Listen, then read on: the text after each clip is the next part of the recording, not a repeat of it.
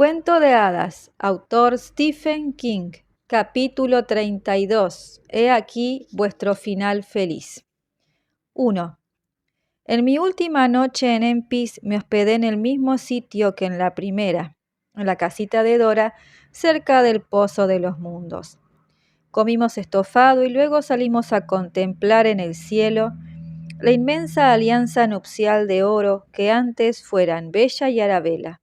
Era algo muy hermoso, como a veces lo son las cosas rotas. Volví a preguntarme dónde estaba ese mundo y decidí que daba igual, que estaba, y eso era suficiente. Dormí de nuevo junto a la chimenea de Dora, con la cabeza en la almohada de mariposas bordadas. Dormí sin visitantes nocturnos y sin malos sueños acerca de Elden o Gog Magog. Cuando por fin desperté, ya era media mañana. Dora se afanaba ante la máquina de coser que le había llevado el señor Bowditch, con un montón de zapatos rotos a la izquierda y otro de zapatos remendados a la derecha. Me pregunté cuánto se prolongaría ese comercio. Disfrutamos de una última comida juntos: bacon, gruesas rebanadas de pan casero y una tortilla de huevos de oca. Después me ceñí el cinturón del señor Bowditch por última vez. A continuación, hinqué una rodilla en el suelo y me llevé la palma de la mano a la frente. Kia, Charlie, levántate. Aún tenía la voz ahogada y floja, pero mejoraba cada día, cada hora, o eso es lo que parecía. Me puse en pie, abrió los brazos, no solo la abracé, la sostuve en alto y la hice girar. Se rió. Luego se arrodilló y dio de comer a mi perra 2 lonchas de bacon que llevaba en el delantal. «Ray», dijo, y la abrazó. «Te quiero, Ray». Me acompañó hasta media cuesta, en dirección a las enredaderas colgantes que cubrían la entrada del túnel. Esas enredaderas estaban reverdeciendo. Notaba el peso de la mochila en la espalda y el mazo que sostenía en la mano derecha pesaba aún más, pero me resultaba agradable sentir el sol en la cara. Dora me estrechó por última vez y dio a Radar una última palmada. Tenía lágrimas en los ojos, pero sonreía. Ya podía sonreír. Recorrí solo el resto del camino y vi que nos esperaba otro amigo, rojo contra las enredaderas cada vez más verdes. Radar se tumbó de inmediato. El Snab saltó ágilmente a su lomo y me miró, moviendo las antenas. Me senté junto a ellos. Me desprendí de la mochila y desabroché las correas. «¿Qué tal, Sir Snab? ¿Esa pata ya se ha curado?» Radar ladró una vez. «Bien, eso está bien, pero aquí es donde te quedas, ¿no? El aire de mi mundo podría sentarte mal». Encima de la aldaba, envuelta en una camiseta del Instituto Hillview, estaba lo que Dora había llamado a una que yo interpreté como lámpara nocturna. Las consonantes aún le costaban, pero pensé que posiblemente mejoraría con el tiempo. La lámpara nocturna era un cabo de vela dentro de una esfera de cristal. Volví a cargarme la mochila, ladeé la pantalla de cristal y encendí la vela con una cerilla de azufre. «Vamos, Radar, ya es hora». Ella se puso en pie. El Snab saltó. Se detuvo. Nos miró una vez más con sus solemnes ojos negros y se alejó brincando por la hierba. Lo observé aún un momento porque él se movía en el aire quieto y las amapolas no. Enseguida desapareció. Eché una última ojeada ladera abajo a la casa de Dora, que a la luz del sol ofrecía mucho mejor aspecto, se veía más acogedora. Radar también miró atrás. Dora me despidió con la mano desde debajo de los zapatos colgados en el tendedero. Le devolví el saludo. Luego agarré el mazo y aparté las enredaderas colgantes, dejando a la vista la oscuridad al otro lado. ¿Quieres volver a casa, chica? Mi perra me guió hacia el interior. 2. Llegamos al límite entre los mundos y sentí la desorientación que recordaba de mis viajes anteriores. Me tambaleé un poco y la lámpara nocturna se apagó, pese a que no había corriente. Dije a Radar que esperara y saqué otra cerilla de uno de los compartimentos vacíos de la cartuchera del cinturón tachonado del señor Bowditch. Froté la cerilla en la piedra áspera y volví a encender la vela. Los murciélagos gigantes aletearon y chillaron por encima de nosotros. Al cabo de un momento se tranquilizaron. Reanudamos la marcha.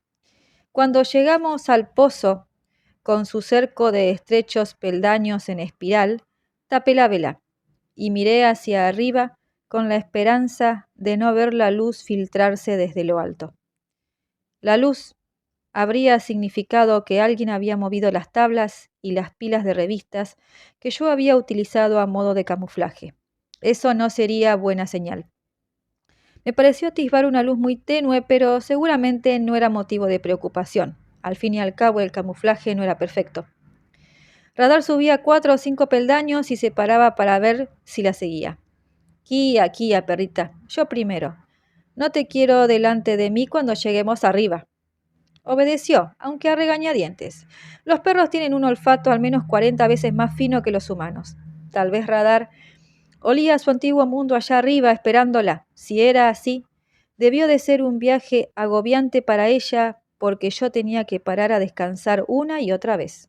Me encontraba mejor, pero no tanto mejor. Fried me había aconsejado que me lo tomara con calma y yo trataba de seguir las instrucciones del médico.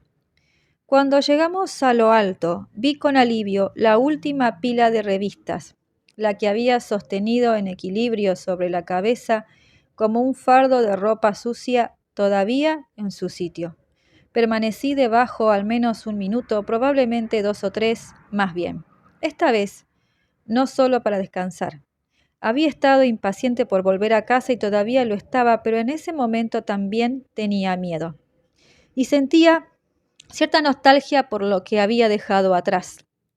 En ese otro mundo había un palacio y una princesa hermosa y grandes hazañas. Quizá en algún sitio, frente a la costa del litoral, tal vez. Aún existieran sirenas que se cantaban unas a otras. En ese mundo de abajo había sido príncipe. En el de arriba tendría que escribir solicitudes de acceso a universidades y sacar la basura. Radar me golpeó la corva con el hocico y dejó escapar 2 agudos ladridos. ¿Quién dice que los perros no hablan? Vale. Levanté la pila de revistas con la cabeza, subí y la aparté. Retiré las demás pilas a ambos lados, viéndome obligado a trabajar despacio, porque el brazo izquierdo no daba mucho de sí. Ahora lo tengo mejor, pero sigue sin ser lo que era en los tiempos en que jugaba al fútbol y al béisbol, gracias a Petra, la muy zorra. Radar ladró unas cuantas veces más solo por meterme prisa. No tuve el menor problema para deslizarme entre los tablones que había colocado en la boca del pozo. Había perdido mucho peso durante mi estancia en Empis, sobre todo en Malín Profunda. Pero antes tuve que desprenderme de la mochila y empujarla por el suelo. Para cuando salí, el brazo izquierdo me protestaba. Radar salió detrás de mí con repelente facilidad. Me examiné la profunda mella que me había dejado la mordedura de Petra, temiendo que se me hubiese abierto la cicatriz, pero al parecer seguía bien. Lo que me sorprendió fue el frío que hacía en el cobertizo. Podía ver mi vaho. El cobertizo continuaba tal como lo había dejado. La luz, que había visto desde abajo, se filtraba a través de las grietas de las paredes. Probé la puerta y la encontré cerrada por fuera con el candado. Andy Chen había cumplido. En realidad, en ningún momento creí que alguien fuera a mirar en el cobertizo abandonado del jardín trasero para ver si yo o mi cadáver estaba allí, pero fue un alivio igualmente. No obstante, eso implicaba que tendría que utilizar el mazo, cosa que hice, con una sola mano. Por suerte, las tablas eran viejas y estaban secas. Una se agrietó al primer golpe y se desprendió al segundo, con lo que dejó entrar un haz de luz de Illinois y un considerable remolino de nieve. Con los ladridos de aliento de Radar rompí otras dos. Radar saltó a través de la brecha y de inmediato se agachó a mear. Blandí el mazo una vez más y desalojé otro trozo largo de tabla. Eché la mochila al otro lado, me coloqué de costado y salí a la luz. Y a una capa de nieve de 10 centímetros también. 3. Radar brincó por el jardín, deteniéndose de vez en cuando para enterrar el hocico y lanzar nieve al aire. Era un comportamiento de cachorro y me reí. Me había acalorado debido al ascenso por la escalera de caracol y los esfuerzos con el mazo, así que, para cuando llegué al porche trasero, estaba tiritando. No debíamos de superar los 4 o 5 grados bajo cero. Eso, sumado a la fuerte brisa, implicaba que la temperatura real seguramente era varios grados más baja. Tomé la llave de reserva de debajo del felpudo, que el señor Bowditch llamaba el felpudo de no bienvenida, y entré. Olía a humedad y hacía frío, pero alguien, casi con toda seguridad mi padre, había subido un poco la calefacción para evitar que se congelaran las tuberías. Recordé haber visto un chaquetón de faena viejo en el armario de delante y allí seguía. También un par de zapatos de goma con calcetines rojos de lana asomando por arriba. Los zapatos me iban pequeños, pero no los llevaría mucho rato, solo hasta el pie de la cuesta. El cinturón del arma y el revólver se quedaron en el estante del armario. Más tarde volvería para guardarlos en la caja fuerte, siempre en el supuesto de que la caja fuerte, con su tesoro secreto, siguiera allí. Salimos por la parte de atrás, rodeamos la casa y cruzamos la cancela que yo había saltado aquella primera vez, en respuesta a los aullidos de Radar y los débiles gritos de socorro del señor Bowditch. Se me antojaba que había pasado un siglo desde entonces. Hice ademán de volverme hacia Sycamore Street Hill, pero algo captó mi atención. De hecho, yo capté mi atención, porque fue mi cara lo que vi en el poste telefónico del cruce de Sycamore con Pine. Resultó ser mi foto del álbum del instituto, la de primero, y de inmediato me chocó lo joven que parecía. He ahí a un chaval que no sabía nada de nada, pensé. Quizá él creía que sí, pero Kia. En grandes letras rojas por encima de la foto. ¿Han visto a este chico? Debajo en letras de color rojo vivo. Charles McGee Reed, 17 años. Y debajo de eso, Charles Reed, Charlie. Desapareció en octubre de 2013. Mide 1,93 y pesa 100 kilos. Se lo vio por última vez, etcétera. Me sorprendieron otras dos cosas. Lo gastado que se veía el cartel y lo equivocado que estaba sobre mi peso actual. Eché un vistazo alrededor, casi esperando encontrarme a la señora Richland mirándome con la mano en la frente para protegerse los ojos del sol. Pero en la acera cubierta de sal estábamos solo Radar y yo. A medio camino de casa me detuve, asaltado por el impulso repentino, demencial pero fuerte, de darme media vuelta, de volver a cruzar la cancela del número 1 de Sycamore, rodear la casa, entrar en el cobertizo, bajar por la tortuosa escalera y llegar por fin a Empis, donde aprendería un oficio y me ganaría la vida. Sería aprendiz de Fried, quizá, que me enseñaría a hacer matasanos. Entonces pensé en el cartel y en todos los demás como ese, por todas partes en el pueblo y el condado, colocados por mi padre, el tío Bob y el padrino de mi padre, Lindy. Quizá también por todos sus amigos de Alcohólicos Anónimos, en el supuesto de que no hubiera vuelto a beber. Claro, eso no, Dios, por favor. Me puse otra vez en marcha acompañado por el tintineo de las hebillas de los zapatos de goma de un muerto y por la perra rejuvenecida de ese muerto. Subiendo con dificultad por la cuesta hacia mí, Venía un niño con un anorak rojo y un pantalón de nieve. Arrastraba un trineo mediante un trozo de cordel. Probablemente iba a la pendiente de Cavanagh Park. Espera, chaval. Me miró con desconfianza, pero se detuvo. ¿Qué día es hoy? Las palabras salieron de mí con relativa fluidez, pero parecían llenas de aristas. Supongo que no tiene sentido, pero es la sensación que me dio y supe por qué. Volví a hablar en mi lengua. Me miró como preguntándome si era tonto de nacimiento o si me había vuelto así. Sábado. Mi padre estaría en casa, pues, a menos que hubiera ido a una reunión de alcohólicos anónimos. ¿De qué mes? Ahora su mirada decía, vamos, tío. Febrero. ¿De 2014? Sí. Tengo que irme. Siguió por su camino hacia lo alto de la cuesta, lanzándonos una mirada de desconfianza a mi perra y a mí, posiblemente para asegurarse de que no lo seguíamos con malas intenciones. Febrero. Había estado fuera 4 meses. Resultaba extraño pensarlo, pero no tan extraño como las cosas que había visto y hecho. 4. Me quedé plantado delante de la casa durante un minuto poco más o menos, haciendo acopio de valor para entrar, con la esperanza de no encontrar a mi padre desmayado en el sofá, mientras en la TCM ponían Pasión de los Fuertes o El beso de la muerte. Radar se cansó de esperarme, corrió escalones arriba, se sentó en lo alto y esperó a que le abrieran. Tiempo atrás yo tenía una llave de esa puerta, pero la había perdido en algún sitio en el camino. Como el triciclo de Claudia, pensé, además de la virginidad. Resultó que daba igual. La puerta no estaba cerrada con llave. Entré, registré el sonido del televisor, un canal de noticias, no la TCM, y al instante Radar corrió por el pasillo saludando con sus ladridos. Cuando entré en el salón, estaba erguida sobre las patas traseras y tenía las delanteras plantadas en el periódico que mi padre estaba leyendo. La miró a ella y luego me miró a mí. Durante un momento no pareció entender quién estaba en el umbral de la puerta. Cuando cayó en la cuenta se le aflojaron los músculos de la cara por el asombro.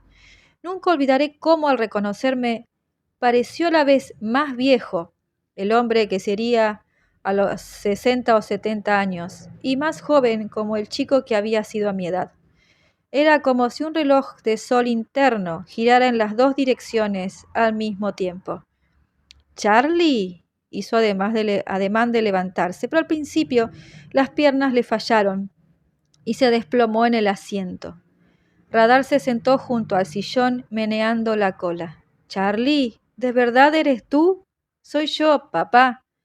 Esta vez sí consiguió levantarse. Estaba llorando. También yo me eché a llorar. Corrió hacia mí. Tropezó con el extremo de una mesa y se habría caído si yo no lo hubiera sujetado. Charlie, Charlie, gracias a Dios, pensaba que habías muerto. Todos pensábamos que habías... No pudo seguir hablando. Yo tenía mucho que contar, pero en ese momento tampoco fui capaz de hablar. Nos abrazamos por encima de Radar, que se metió entre nosotros, meneando el rabo y ladrando. Creo que sé lo que queréis y aquí lo tenéis. Este es vuestro final feliz. Epílogo. Preguntas formuladas y contestadas, al menos algunas. Un último viaje a Empis. 1. Si pensáis que hay fragmentos de esta historia que no parecen escritos por un joven de 17 años, tenéis razón. Regresé de Empis hace 9 años. Desde entonces he leído y escrito mucho. Me gradué cum laude. No llegué al summa por los pelos en la Universidad de Nueva York en literatura inglesa. Ahora doy clases en la Facultad de Artes Liberales de Chicago, donde ofrezco un seminario con nutrida asistencia que se titula El mito y los cuentos de hadas. Se me considera toda una lumbrera, en particular por una versión ampliada de un trabajo que escribí durante la carrera. Se publicó en The International Journal of Jungian Studies. La paga era calderilla, pero el reconocimiento no tenía precio. Y os puedo asegurar que cité cierto libro en cuya tapa apareció un embudo que se llenaba de estrellas. Bueno es saberlo, podríais decir, pero tenemos preguntas. No sois los únicos. A mí me gustaría saber cómo evoluciona el reinado de la buena reina Lía. Me gustaría saber si la gente gris sigue siendo gris. Me gustaría saber si Claudia de los Galien habla aún con voz atronadora. Me gustaría saber si el camino a ese mundo subterráneo horrendo, la guarida de Gog Magog, ha quedado obstruido. Me gustaría saber quién se ocupó de los soldados de la noche restantes y si alguno de mis compañeros de reclusión en Malín Profunda participó cuando acabaron con ellos. Probablemente no, pero uno puede soñar. Incluso me gustaría saber cómo abrían nuestras celdas los soldados de la noche con solo extender los brazos. A vosotros os gustaría saber qué tal está Radar, supongo. La respuesta es muy bien, gracias, aunque ahora se mueve un poco más despacio. Al fin y al cabo, también para ella han pasado 9 años y por tanto es bastante vieja para una pastora alemana, sobre todo si se suman su vida anterior y la nueva. ¿Os gustaría saber si le conté a mi padre dónde había estado durante esos 4 meses? La respuesta, si puedo tomarla prestada de la expresión facial de cierto niño que arrastraba un trineo, es: vamos, tío, ¿cómo no iba a contárselo? ¿Acaso iba a decirle que un fármaco milagroso obtenido en Chicago había hecho posible que Radar pasara de ser una perra vieja y artrítica a las puertas de la muerte, a ser una pastora alemana sana y robusta que aparentaba y actuaba como una de 4 años? No se lo conté todo de inmediato, era demasiado, pero sí fui sincero con él en lo fundamental. Existía una conexión, dije, entre nuestro mundo y otro. No lo llamé Empis, solo lo otro, que era como lo había llamado en mi primera visita. Le dije que había llegado allí desde el cobertizo del señor Bowditch. Me escuchó con atención y al final me preguntó, como allá habréis adivinado, dónde había estado realmente. Le enseñé el brazo y la profunda cavidad me quedaría el resto de la vida por encima de la muñeca. Eso no lo convenció. Abrí la mochila y le enseñé la aldaba de oro, la examinó, la sopesó y comentó con vacilación que debía de ser un objeto de latón con baño de oro salido de una subasta de jardín. Rómpelo y compruébalo tú mismo. Da igual. Al final habrá que fundirlo para venderlo.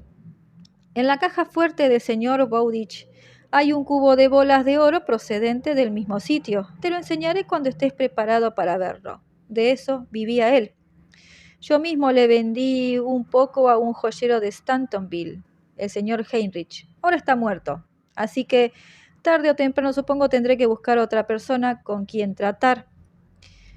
Eso lo arrastró un poco más por el camino de la credulidad, pero lo que acabó convenciéndolo fue Radar. Ella se orientaba perfectamente en casa y sabía llegar a todos sus rincones preferidos, pero el elemento decisivo fueron unas pequeñas cicatrices en el hocico, resultantes de un desafortunado encuentro con un puercoespín cuando era joven. Algunos perros no aprenden a ese respecto, pero Radar tuvo bastante con una vez. Mi padre se había fijado en esas marcas cuando la cuidábamos después de que el señor Bowditch se rompiera la pierna y tras su muerte, cuando ella estaba a punto de irse al otro barrio. Las mismas cicatrices permanecían en la versión más joven, seguramente porque la había sacado del reloj de sol antes de que llegara la edad en la que acabó con la nariz llena de púas. Mi padre observó esas marcas largo rato y luego me miró a mí con los ojos muy abiertos. Es imposible. Sé que lo parece, dije. ¿De verdad hay un cubo de oro en la caja fuerte de Bowditch? Te lo enseñaré, repetí. Cuando estés preparado, sé que es mucho que asimilar. Sentado en el suelo, con las piernas cruzadas, mi padre acariciaba a Radar y pensaba.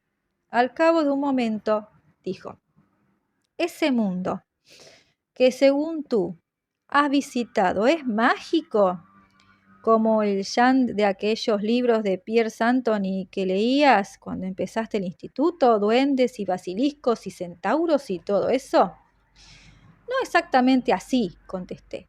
Yo no había visto ningún centauro en Empis, pero sí había sirenas y gigantes. ¿Yo puedo ir? Creo que tienes que ir, dije, al menos una vez. Porque en realidad Empis no se parecía mucho a Shant. En los libros de Piers Anthony no había Malín Profunda ni Gog-Magog. Fuimos una semana después, el príncipe, que ya no era príncipe, y el señor George Reed, de Seguros Reed. Me pasé esa semana comiendo buena comida americana y durmiendo en una buena cama americana y contestando a las preguntas de buenos policías americanos. Por no hablar de las preguntas del tío Bob, Lindy Franklin, Andy Chen, varias personas de la administración del instituto e incluso la señora Richland, la vecina chismosa. Para entonces mi padre ya había visto el cubo de oro. También le enseñé la lámpara nocturna, que examinó con sumo interés. ¿Queréis conocer la historia que me inventé con la ayuda de mi padre? Que casualmente era una de la investigación de seguros, como debéis recordar, un hombre que conocía muchas de las trampas en las que caían los embusteros y por tanto sabía eludirlas.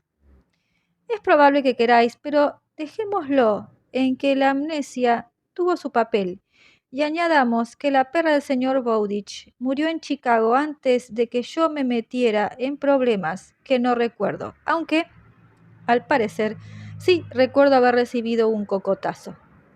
La perra que mi padre y yo tenemos ahora es Radar 2. Seguro que al señor Bowditch, que regresó a Sentry en el papel de su propio hijo, le habría encantado ese detalle. Bill Harriman, el periodista del Weekly Sun, me pidió una entrevista. Debía de tener algún contacto en la policía. Me negué. Lo último que necesitaba era publicidad. ¿Os preguntáis qué fue de Christopher Polly, el malévolo pequeño Rumpelstiltskin que se proponía matarme y robar el tesoro del señor Bowditch?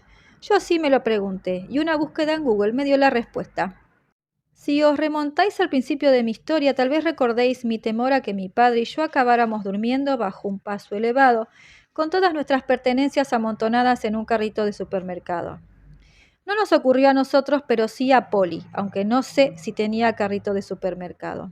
La policía encontró su cuerpo bajo el paso elevado de la autopista triestatal en Skokie. Lo habían apuñalado repetidas veces. Pese a que no llevaba cartera ni identificación alguna, tenían sus huellas archivadas como parte de un largo historial de detenciones que se remontaba a la adolescencia. La nota de prensa decía que, en palabras textuales del capitán de la policía de Skokie, Brian Baker, la víctima había sido incapaz de defenderse porque tenía las dos muñecas rotas. Puedo decirme a mí mismo que tal vez Polly no habría sobrevivido a la agresión de su atacante. En ningún caso. No era gran cosa y yo me había quedado su arma. Pero no puedo estar seguro de eso. Ni puedo estar seguro de que el motivo del homicidio fuese el botín del robo en la joyería. ¿Habló de eso a quien no debía en un intento de venderlo y pagó con su vida? No lo sé, no puedo saberlo, pero en el fondo de mi alma sí estoy seguro.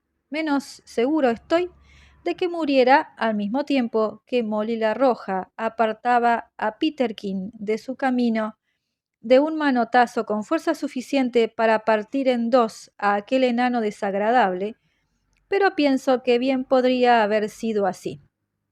Puedo decirme que Polly se lo ganó a pulso, y es verdad, pero cuando me lo imagino levantando las manos inservibles para protegerse de las puñaladas de quienquiera que estuviese arrodillado junto a él, bajo el paso elevado lleno de basura, no puedo evitar sentir lástima y vergüenza. Tal vez digáis que no tengo motivos para avergonzarme, que hice lo que debía para salvar mi vida y proteger el secreto del cobertizo, pero la vergüenza es como la risa y como la inspiración, no llama a la puerta. 2. El sábado siguiente a mi llegada a casa, se nos echó encima una gran nevada procedente de las rocosas. Mi padre y yo subimos como pudimos hasta la casa del señor Bowditch, yo con unas botas que no me apretaban, y la rodeamos hasta la parte de atrás. Mi padre observó el costado roto del cobertizo con desaprobación. Habrá que repararlo.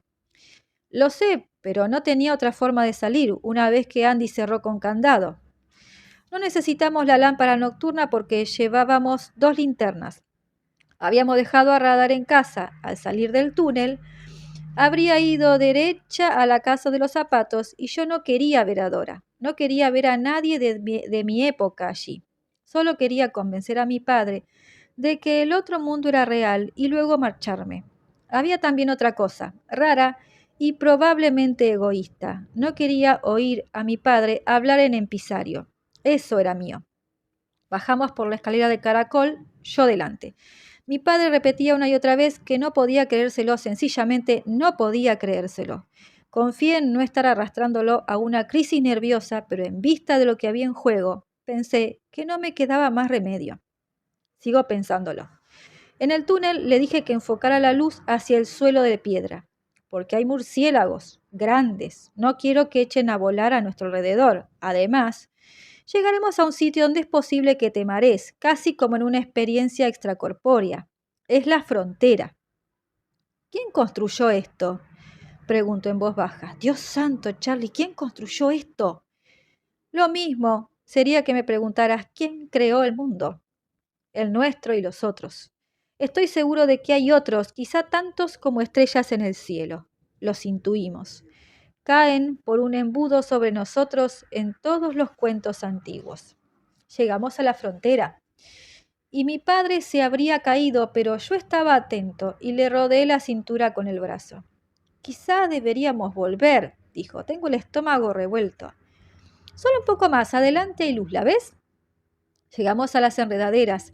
Las aparté y salimos a Empis, con un cielo azul sin una sola nube en lo alto y la casa de Dora al pie de la ladera.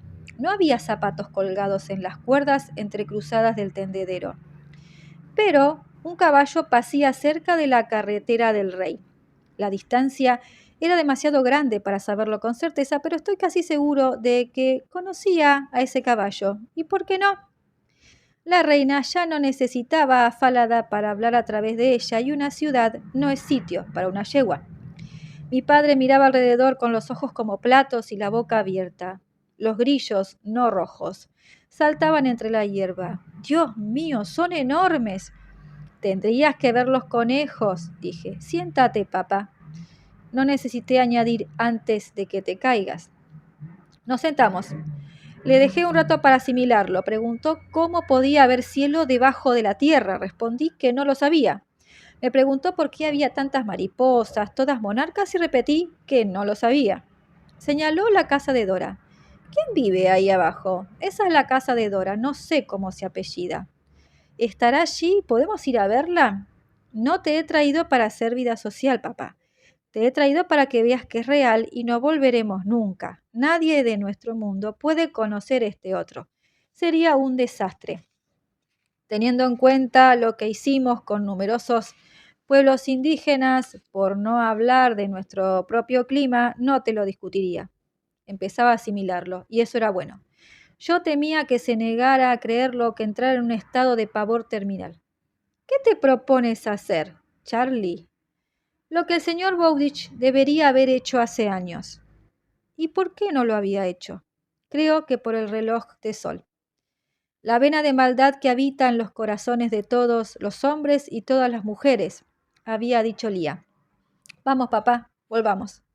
Se levantó, pero se detuvo a echar otra ojeada mientras yo mantenía apartadas las enredaderas. Es precioso, ¿no? Lo es ahora, y así va a seguir. Protegeríamos Empis de nuestro mundo y también protegeríamos nuestro mundo, o al menos lo intentaríamos de Empis. Porque debajo de Empis hay un mundo de oscuridad donde todavía vive y reina Gog Magog.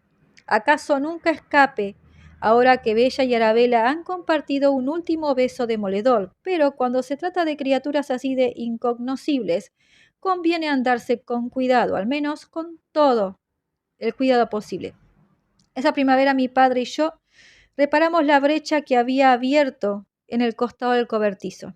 Ese verano yo trabajé para Kramer Construction, sobre todo en las oficinas por el brazo, pero también pasé un buen número de horas con el casco y aprendí todo lo que pude sobre el hormigón. Mucha información aparecía en el buen YouTube de siempre, pero cuando uno tiene un trabajo importante que hacer, no hay nada como la experiencia práctica. 2 semanas antes de marcharme para el primer semestre en la Universidad de Nueva York, mi padre y yo colocamos láminas de acero en la boca del pozo. 1 semana antes de mi partida, vertimos hormigón sobre ellas y por todo el suelo del cobertizo. Cuando aún estaba húmedo, animé a Radar a dejar sus huellas. Os diré la verdad. Sellar ese pozo bajo acero y 18 centímetros de hormigón me traspasó el corazón. Allí abajo en algún lugar hay un mundo lleno de magia y de personas a las que quería, una persona en particular. Mientras el hormigón se derramaba lentamente de la hormigonera que había pedido prestada a Kramer para el trabajo, seguía acordándome de Lía de pie en la escalera, con la espada desenvainada y las piernas afianzadas en posición de combate, y de cómo se cortó la boca sellada para gritar el nombre de su hermano. Acabo de mentir, ¿vale? No solo me traspasó el corazón. Clamé no y no y no. Me pregunté cómo podía dejar atrás aquel prodigio y dar la espalda a la magia. Me pregunté si de verdad me proponía taponar el embudo por el que caían las estrellas. Lo hice porque tenía que hacerlo. Mi padre lo entendió. 3. Que si sueño preguntáis, claro, algunas veces con la criatura que salió del pozo, y en esos casos me despierto con las manos en la boca para ahogar mis gritos. Pero a medida que pasan los años, esas pesadillas son menos frecuentes. Hoy día sueño más a menudo con un campo alfombrado de amapolas, sueño con la esperanza roja. Hicimos lo correcto, lo sé, lo único que cabía hacer. Y aún así, mi padre permanece atento a la casa del número 1 de Sycamore Street. Yo regreso a menudo y hago lo mismo, y con el tiempo volveré a Century para siempre.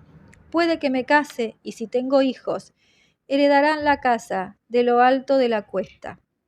Y cuando sean pequeños y para ellos todo sea asombroso, les leeré cuentos de antaño, de esos que empiezan, érase una vez. 25 de noviembre 2020, 7 de febrero 2022.